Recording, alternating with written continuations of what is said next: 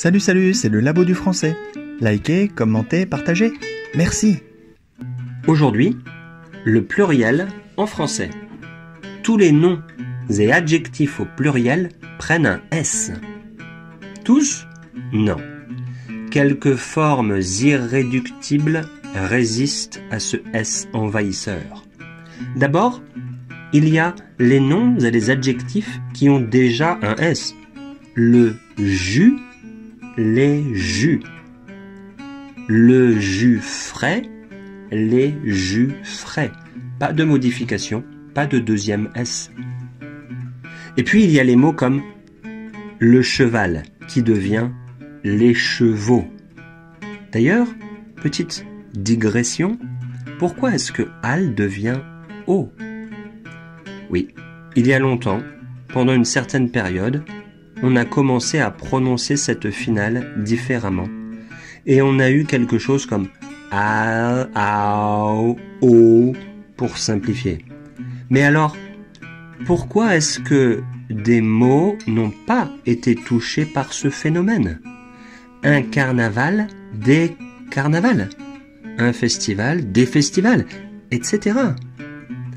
Parce que ces mots sont arrivés dans la langue française après cette période de changement de prononciation. Donc, ils n'ont pas été affectés. En tout cas, faites attention à ces noms masculins. Journal, journaux. Général, généraux. Attention aussi aux adjectifs. Au féminin, pas de problème. Une coutume régionale, des coutumes régionales. Mais au masculin, problème. Quand il y a un problème, c'est toujours masculin. Un plat régional, des plats régionaux.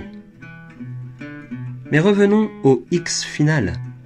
Pour comprendre, écoutez jusqu'à la fin. Il y a longtemps, pour écrire plus vite, on écrivait X pour remplacer US. Eh oui, à l'origine, château au pluriel s'écrivait château avec un S, comme en anglais.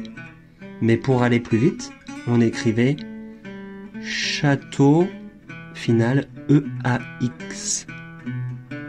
Cependant, certaines personnes ont commencé à faire une faute.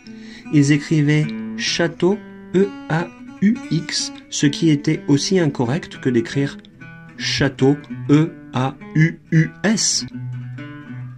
Pourtant, tout le monde a fini par faire la même faute et la règle a changé.